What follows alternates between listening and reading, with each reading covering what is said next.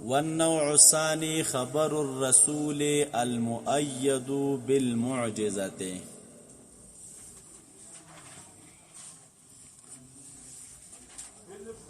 والنوع الثاني دی وی دویم نوعا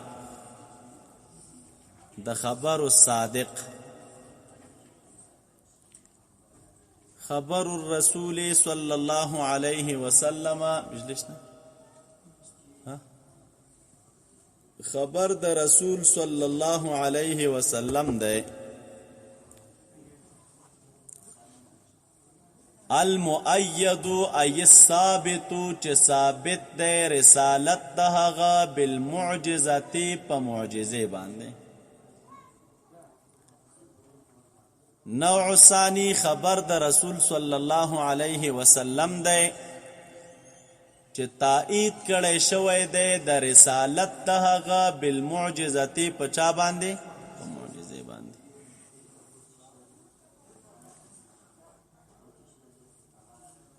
الک خبر الرسول چې مؤید وی بالمعجزه دغه سي علم دغه سي خبر کوم قسم علم حاصلوي انسان ته؟ یعنی خبر الرسول صلی الله علیه وسلم کوم قسم علم حاصلوي انسان ته؟ نو لاندې درته وی وهو او دغه خبر الرسول صلی الله علیه وسلم یوجب العلم الاستدلالیه. واجبوي چالره دغه سي خبر واجبوي چالره علم استدلالی لره علم استدلالی لره. طالبانو دیزی تراشی چې دی وی خبر الرسول صلی الله علیه وسلم واجبوي علم استدلالی لره، نو دی که خبره کو خو پاس راشی دی وی والنوع الثانی خبر الرسول. نوع الثانی دا خبر د رسول صلی الله علیه وسلم دی. نو دا خبر صادق یو قسم دا هم دی. الک کوم یو پیغمبر ولی هر څوک به وایي چې زه د الله تعالی پیغمبر یم، نو دغه خبره به هم خبر صادق وي. د نبوت او د پیغمبري دعوی خو به هر څوک کوي، دی وایي نه نه هر پیغمبر نه یادو. المؤیدو چې تایید کړی شوی وي ثابت وي رسالت ده بالمعجزه په چا باندې؟ آغا رسول یادوم چې د کم رسول رسالت ثابتی په چا باندې؟ په معجزه باندې. په چا باندې؟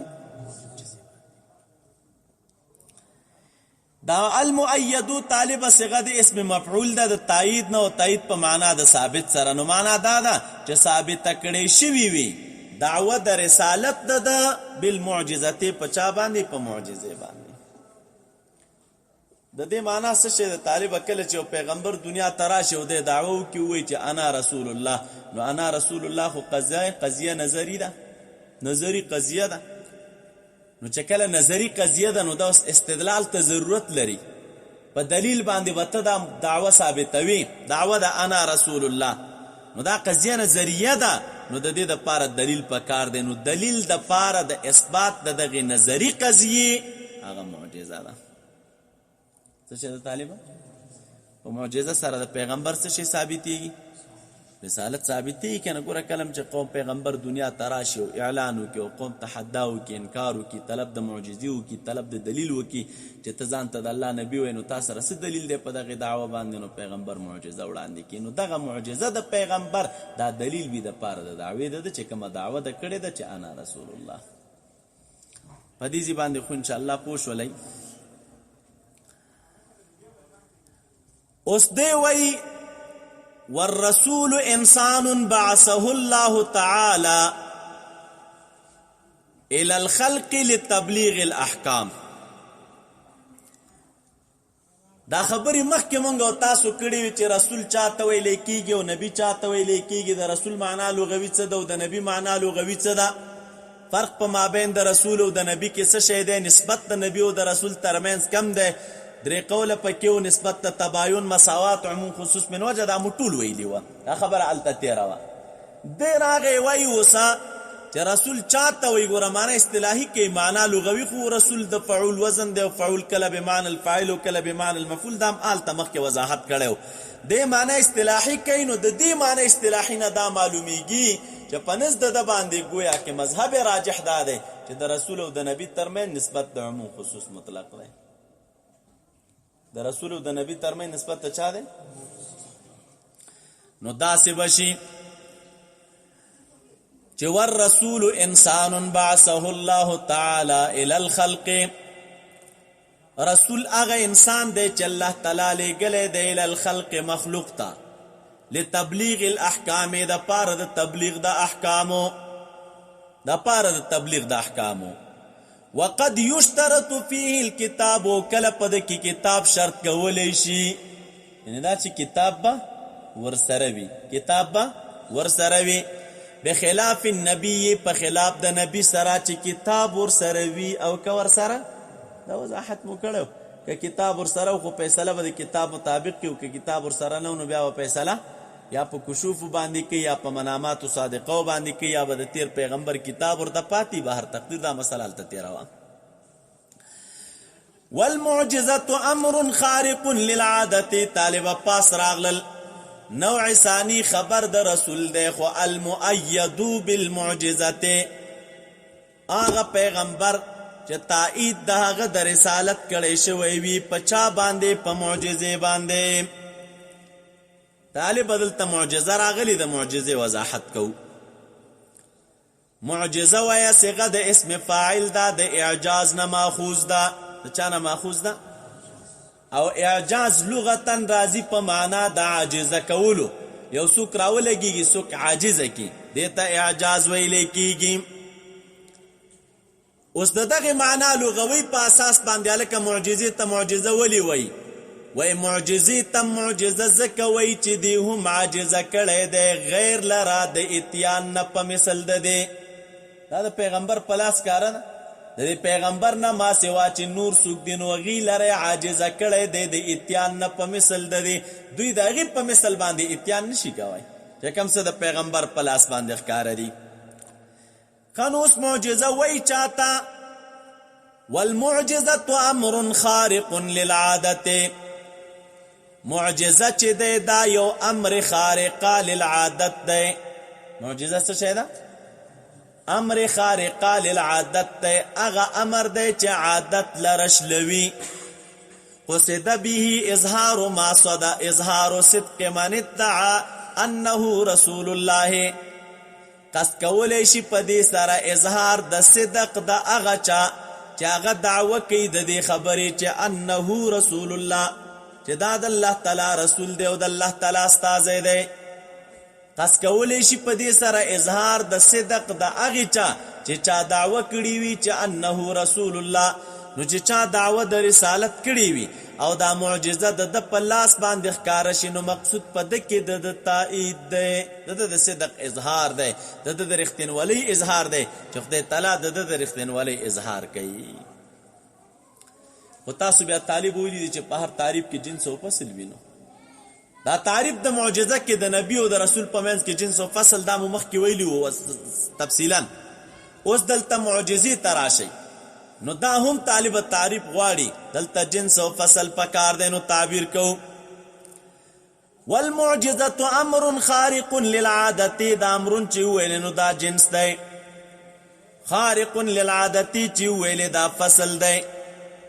خو بیا خپل دا خارق للعادت یو څو شیانو ته شامل دی معجزې تم شامل دی معجزم امر خارق للعادت دی خارق للعادت دا معنی د عادت کوونکی یعنی د عادت په خلاف شی دی مثلا عادت انسان دی چې لاندې په مځکه به ګرځي دا عادت او یو ناڅاپه والوته هوا ته نو دا امر خارق للعادت عادت یې وشکو د عادت خلاف عادت د انسان دا دی چې دی به د اوبو د پاسه نشي تللی ځکه ثقل پکې دی او که مزل کوي نو ډوبوي یو انسان د اوبو د پاسه روان دی نه ډوبوي نو دا امر خارق للعادت دی د عادت خلاف کار دی نو دا بیا معجزې تم شامل دی ارهاس تم شامل دی ارهاس چاته وی؟ ارهاس هغه امور ته وی چې په لاس د مدعي د نبوت ښکاره شي قبل دعوه النبوه. پیغمبر چې لا ترسو دعوه د نبوت نه کړي ورختیا د الله نبی، نو مخکې د دعوی د نبوت نه چې د په لاس کم کارونه ښکاره شوي نو هغې ته څه ویلی کېږي؟ ارهاسات. څه ورته وایي طالبه؟ ارهاسات. بل کرامت دی نو د امر خارق للعادت، دا کرامت تم شامل دی. کرامت امر خارق للعاده، خدا بخکاره کیږي په لاس د ولی باندې نه په لاس د نبی. او بل طالب استدراج ته هم شامل دی. استدراج ویلی شي هغه امر خارق للعادت ته چې ښکاره کیږي په لاس د مدعي د الوهیت باندې. په لاس د چا باندې؟ یو چا د خدایتوب دعوه کړې، د هغه په لاس باندې امر خارق للعادت ښکاره شي نو دې ته بیا استدراج وایي. او بل سحر ته هم ور شامل دی. نو چې هر کله دې ټولو شیانو ته ور شامل شه نو دوستل ته اوس فصل پکار دی. نو چې فصل پکار دی نو دی وی دا امر خارق للعادت دی چې ښکاره کیږي با په لاس د هغه چا قصد به اظهار صدق من ادعا، قصد کړی شوی وي په دې سره اظهار د صدق د هغه چا چې چا دعوه کړي وي چې انه رسول الله، چې دی د الله تعالی رسول دی، رښتینی پیغمبر دی د الله تعالی. نو کله چې د په لاس باندې داسې کار ښکاره شه نو دا نور شیان ترې نه ووتل، ځکه دعوه وشو نو ارهاسات ووتل، استدراجات ووتل. رښتینی نبی د الله تعالی دی نو څه شی ترې نه ووتل؟ دا نور شیان ترې نه ووتل. دې ته څه ویلی کېږي؟ طالبه معجزه. وهو دی وی دا یوجب واجبوي علم استدلالی لرا. هلکه علم استدلالی سمانه استدلالی کیا راغلی دا چې دی وی وهو یوجب العلم الاستدلالی. غرض د ماتن په دغه عبارت سره اوس بیان د چا دی؟ طالبه د ما به الامتیاز دی د خبر متواتر او د خبر رسول ترمنځ. خبر متواتر او خبر رسول دا دو شیان دي. د دې په منځ کې سره اوس ما به الامتیاز بیانوي. هغه دا چې خبر متواتر موجب د علم ضروری دی، دا ما به الامتیاز. خبر الرسول موجب د علم استدلالی دی. خبر الرسول موجب د چا دی؟ هلته مخکې مو ویل چې خبر متواتر موجب د علم ضروری او بدیهی علم پیدا کو، او خبر مترسول چې دا موجب دی د چا دپاره؟ خو دلته دا استدلالی کیا نسبتیه د منصوب بسوی دلیل، او دلیل تاسو پیژندلی چاته وی؟ وهو الذي يمكن التوسل بصحيح النظر فيه الى العلم بمطلوب خبري. تسوي لیکيږي طالب دلیل وی لیکيږي چې ته صحیح نظر پدې کې وکې نو چیرته رسیږي؟ یعنی دعوه صغرا کبرا وغیرہ د برابر کړل، دغه د پاره چې کم شرایط هغه د څه شی کړل برابر کړل، دا ټول چې د ترتیب کو پدې کې د سوچ وکړه نو ته چاته رسیږي؟ علم د مطلوب خبري راځي کنه. صحیح نظر دا معنا چې دا به مشتمل په شرایطو د چا باندې ده؟ دلیل باندې. په شرایطو لکه مثلا تاسو ویل قیاس اقترانی کې شکل اول کې ګوره شکل اول دلیل نه په دې سره موږ تاسو دعوه ثابتو، خو د شکل اول لپاره شرایط دي. یو شرط پکې څه شو؟ ایجاب د صغرا او کلیت کبرا، او دا بخامخه پکې وینو چې دا وو نو په دې باندې دعوه ثابتېږي. بس دغه سي نظر او فکر چې دی وکړه مستعلم په چا راځي؟ په مطلوب خبريه. یو تعریف تاسو بلم کړی دی، هو قول مؤلف من قضايا يستلزم لذاته قولا اخر. دا متعارف د چا کړو؟ د بل علم کړو، د دلیل لپاره کړو. نو تاسو وګورئ وهو دغه خبر الرسول چې د یوجب واجب علم استدلالی. استدلالی څه معنا؟ ای الحاصل بالاستدلال ای النظر في الدلیل. الکه دلیل چاته وای؟ وهو الذي يمكن التوسل بصحيح النظر فيه الى العلم مطلوب خبرينا. وقيل قول مؤلف من قضايا يستلزم لذاته قولا اخر. يستلزم لذاته اوس الکه د دوانو فرق درته کوي. د مخکنی تعریف او درستونی تعریف په منځ کې څه فرق دی؟ فعلى الاول اول کې الدلیل دلیل په وجود د ثانی باندې عالم دی، وعلى الثاني دا قول مؤلف چې مویله نو دلیل په دې باندې. وعلى الثاني قولنا العالم حادث وكل حادث فله صانع. دا ټول مجموعه چې راغون کې دا د الله تعالی په دغه څه شه دی قول مؤلف من قضايا. دا قضايا چې دراوړو ډېرې قضايا براملګری کې نو بیا وستا علم مطلوب خبري باندې راشي. او مخکنی کې ګوره تنها عالم، تنها عالم دا دلیل په وجود د چا باندې؟ د الله تعالی باندې. واما قولهم الدليل هو الذي يلزم من العلم به العلم بشيء اخر فبالثاني اوفقوا. دغه تعریف چې چا کړي نو دا د دویم تعریف سره څه شی دی؟ موافق دی. اوس دا خبره درته کی چې لکه دا موجب د علم ولې دی او بیا دا وی چې موجب د علم استدلالي ولې دی.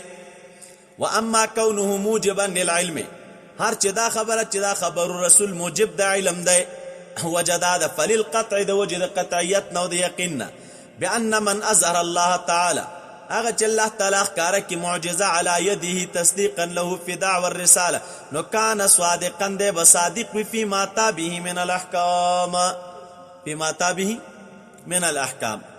واذا كان صادقا نو دی چې کله صادق نو یقول علم بمضمونها واقع کیږي به علم په مضمون دغه احکام باندې په طریقې د قطعیت سره ولی رښتونه خبر دی کنه. او بل هر چې علم استدلالی دی نو طالب علم استدلالی ولې دی فلتوقفه على الاستدلال ځکه دا په استدلال موقوف دی او په استحضار د دې موقوف دی چې انه خبر من ثبت رسالته بالمعجزات وكل خبر هذا شانه فهو صادق ومضمونه واقع. نو نتیجه لاست دا راغله چې دا خبر صادق دی او مضمون واقع دی. مضمون څه شی دی ما ته وګورئ یو مثال جزئی کې به تطبیق کو. یو سړی وی البینه علی المدعی والیمین علی من انکر دا حدیث ولوسته ولکه علم په مضمون د دې د قاضي مخې ته دوه کسان راغ یو مدعی دی او بل مدعی علیه دی. نو حق د مدعی دا دی چې دی به په دې کې څه شی راوړي دلایل به راوړي ګواه به پیش کوي او قبل فرض د مدعی سره په دغه دعوه کې ګواه نو قاضي به مدعی علیه ته قسم ورکړي نو خبره به ختم شي. اوس یو سړی را لګیا دی او دا وایي چې لکه خامخا به په قضا کې مدعی ته ګواهان راوړي دی به ګواهان راوړي او قانون مدعی علیه به قسم کې نو څوک ویل کدا خبر ته ولي کوي. دا د قاضي چوکاټ دسی ولی جوړ دی چې مدعی به ګواهان راوړي او مدعی علیه به قسم کوي. وای دا ځکه لانه خبر من ثبت رسالته بالمعجزات وای دا خبر د هغه ذات دی چې د چا رسالت په معجزاتو ثابت دی. دا خو د عام چا وینا نه ده دغه تقسیم چې کړي نو دا وینا د هغه چا ده چې د چا رسالت په معجزاتو ثابت دی. اوس وګوره وکل خبر هذا شانه د کم خبر چې دا شان وي یعنی د دس یو چا خبر وي چې دا غ رسالت په معجزاتو ثابت وي نو فهو صادق ومضمونه واقع. نو هغه خبر صادق وي او مضمون واقع وي. نو نتیجه لاسته دا راغله چې دا خبر صادق دی او مضمون واقع دی. پوه شوي که پوه نه شي ور باندې دا خبر څه شی دی او مضمون واقع دی. نو ځکه علم استدلالی پیدا کوي استدلال دی ونه که تا ته څوک وایي چې هلکه البینة علی المدعی والیمین علی من انکر نو دا چې ته وایې دغه قضیه صادقه ګڼې او ته هوبهو فیصله همداسې کوې نو ولې کوې نو بس وایي ځکه دا خبر د هغه چا د استدلال چې د چا هله رسالت په معجزاتو ثابت دی. د چا رسالت چې په معجزاتو ثابت وي نو دغه خبر هر هغه خبر چې شان دغسې وي یعنی دغسې چا خبر وي نو هغه خو صادق وي او مضمون واقع وي. نو د دې خبره هله مضمون صادق دی علم کې واقع دی. دا لکه د چارج ته بجلی راغلی دا لکه